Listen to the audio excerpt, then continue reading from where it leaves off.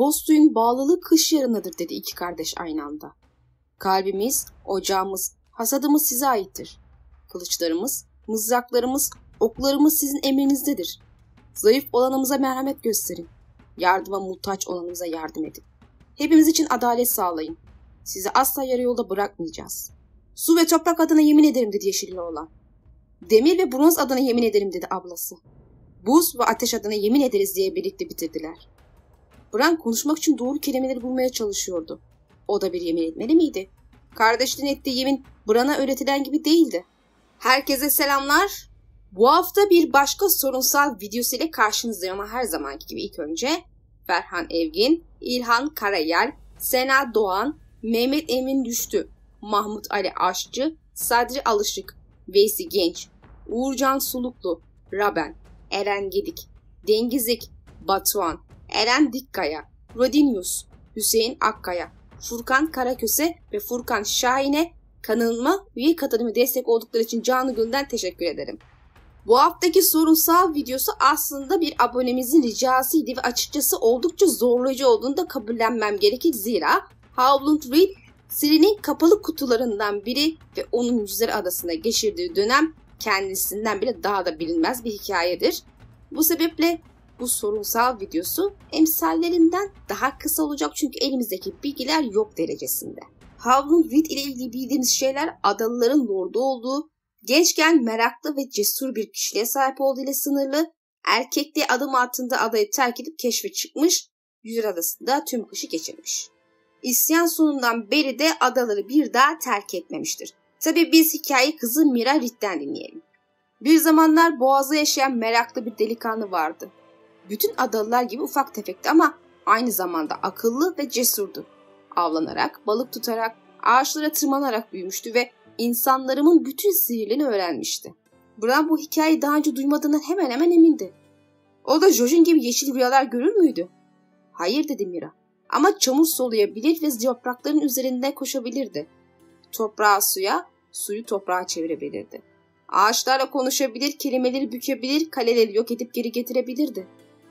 Keşke ben de yapabilseydim dedi Bran üzüntüyle. Ağaç şövalyesiyle ne zaman karşılaşacak? Mira yüzünü buruşturdu. Adı belli bir prens sessiz olursa yakında. Sadece soruyordum.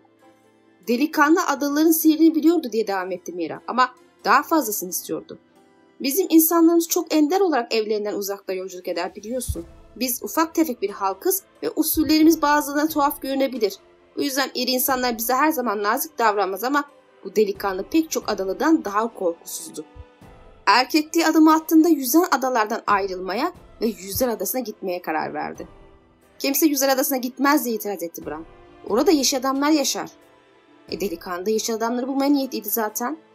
Benimki gibi üstünde bronz pullar dikilmiş bir mintan giydi. Deri bir kalkan ve 3 dişli bir mızrak aldı. Küçük bir deri sandalın içinde yeşil çıtanın aşağısına doğru kürek çekti. Bran gözlerini kapayıp deri sandalın içindeki ufak tefek adamı görmeye çalıştı. Bran'ın kafasında bütün adalılar Jojin'e benziyordu. Daha yaşlı ve daha güçlülerdi sadece. Ve Mira gibi giyiniyorlardı. Freyler ona saldırmasın diye ikizleri gece yarısı geçti ve 3 dişli mızrağı vardığında nehirden çıktı. Sandalını kafasının üstüne alıp yürümeye başladı. Günlerce yürümesi gerekti ama sonunda Tanrı gözüne vardı ve sandalını suya atıp Yüzler Adası'na doğru kürek çekti. Yeşil adamlarla karşılaştı mı? Evet dedi Mira. Ama o başka bir hikaye ve anlatması bana düşmez. Prensim şövalye öyküsü istedi. Yeşil adamlar da iyidir. Öylelerdir diye onayladı Mira ama onlarla ilgili başka bir şey söylemedi. Delikanlı bütün kış boyunca adada kaldı ama bahar geldiğinde doğanın onu çağırdığını duydu ve gitme zamanının geldiğini anladı. Deri sandalı tam da bıraktığı yerdeydi. Vedalarını etti ve kıyıdan ayrıldı. Öncelikle kafanız karışmasın diye belirtmek isterim. Adalıların sihirli dedikleri şeyin gerçek sihir olduğunu ben zannetmiyorum. Bariz ki doğada hayatta kalma yetenekli hayli gelişmiş halkın yöntemleri Mira tarafından süslenerek anlatılmış o kadar. Reed çocuklarına göre adalarda hala eskiye dair hatırlanan bir şeyler var. Kuzeyin unuttuğu ya unutmaya yüz tuttuğu şeyler. Bu belki de diğerlerinden daha üzere kalıp küçük bir toplum olmalarının getirisidir. Neticede dış müdahaleye kapalı bir toplum sahip oldukları gelenekleri ve bilgileri daha kolay muhafaza eder. Video başında alıntısını yaptığım yemin muhtemelen bunun en başat göstergelerinden biri. Bran ona başka bir yemin öğretildiğini söyledi ki bahsedilen yeminin Andal etkisinden kaynaklandığını ben tahmin ediyorum.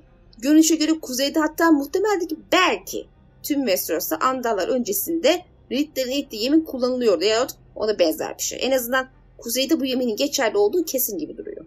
Su ve toprak, demir ve bronz, buz ve ateş adına yemin ettiler. Aslında dikkatinizi çekti mi bilmiyorum ama burada yine Martin üçlü döngü takıntısını kullanarak üçlü bir yemin sunmuş. Tabi bunu biraz da zıtları kullanarak yapmış gibi. Aynı Mokoro'nun gördüğü 3 ejderha kentindeki zıtlıklar gibi. Martin'in serisinde Yin Yang felsefesini kullandığını biliyoruz zaten. Gerçi su ve toprak, demir ve bronz pek de birbirine zıt değil, bilakis birbirini tamamlayan element ve madenlerdir. Su ve toprak zaten insan bedeninin özüdür. Bronz ve demir de kuzeyde tercih edilen madenlerdir ki Stark kralların taçları da bunlardandır çünkü soğuğa karşı dayanıklıdır. Güneyliler gibi altın ve gümüş kullanmazlar, soğuk bu madenleri mahvediyor.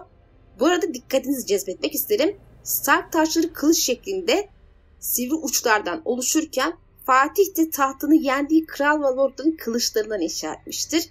Martin'in bunu kasıtlayıp yapmadığını bilmem ama muhtemelen Stark'ların taşlarındaki kılıçlar da onlara diz çöken Kuzeyli haneleri simgeliyor.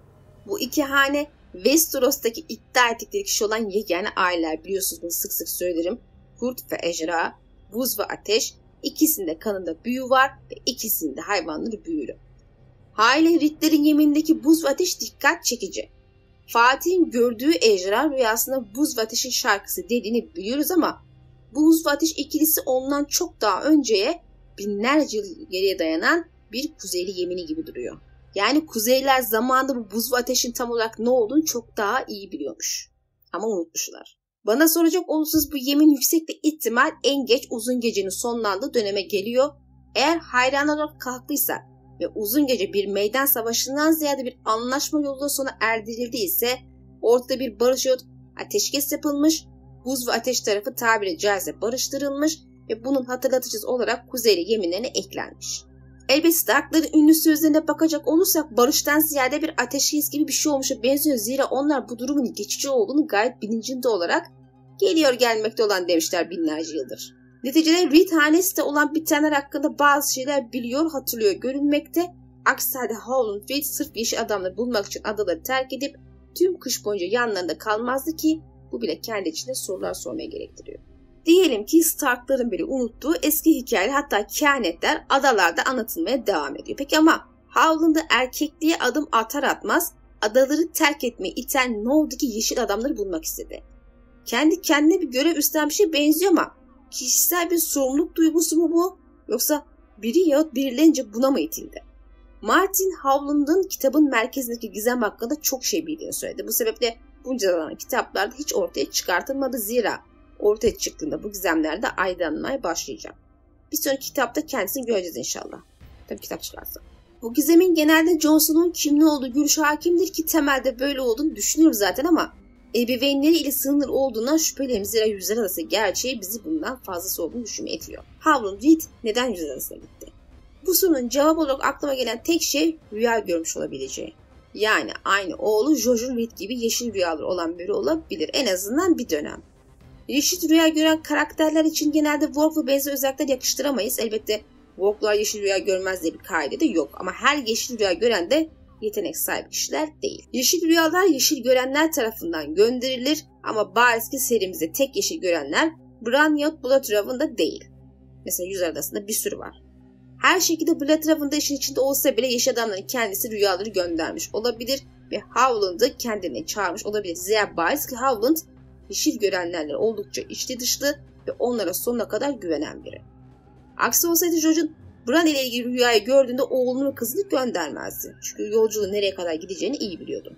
Elbette yeşil görenlerin neden adalılardan Reed hanesinin üyelerini seçtiğini söyleyemem.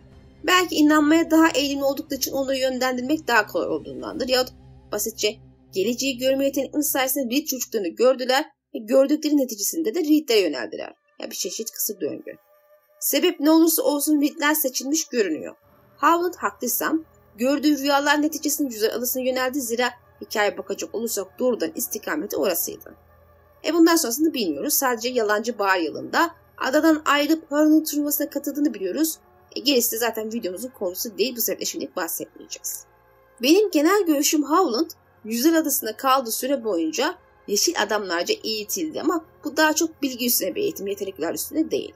Buz ve Ateş'in savaşı, şarkısı, yaklaşan tehdit ve kurtarıcı figür üstüne bilgilerle donatıldı. Hale Martin'in bahsettiği serinin merkezindeki gizem sadece Jon Snow'un ebeveyninin kim olduğu değil, ayrıca onun kim ne olduğu ile ilgili. Howland bu bilgilerin hepsine sahip gözüküyor. 3 baş var videomu hatırlıyorsanız karşımızda savaşa 2 değil 3 cephe olduğunu, 3. cephenin eski güçler temelinde ormanın çocuklarınca temsil edildiğini, bunların da buz ve ateş cephesindeki savaşı sonlandırıp ahengi dengeyi sağlamaya çalıştıklarını iddia etmiştim.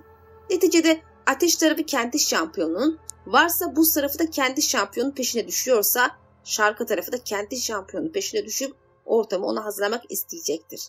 Bran'ın eğitilmesi bile bu sürecin bir parçası çünkü Blade tarafın daha fazla yaşayamayacak. Muhtemelen öleceği günü biliyor aynı Jojen gibi.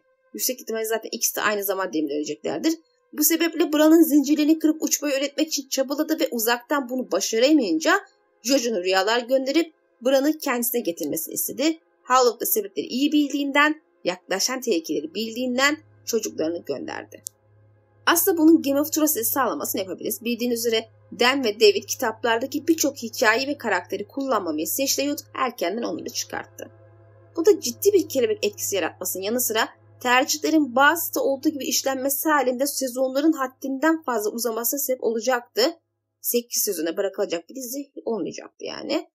Bu sebeple bazı şeyleri başka şeylerle kapattılar, kimi karakterin rolünü başkasına verdiler.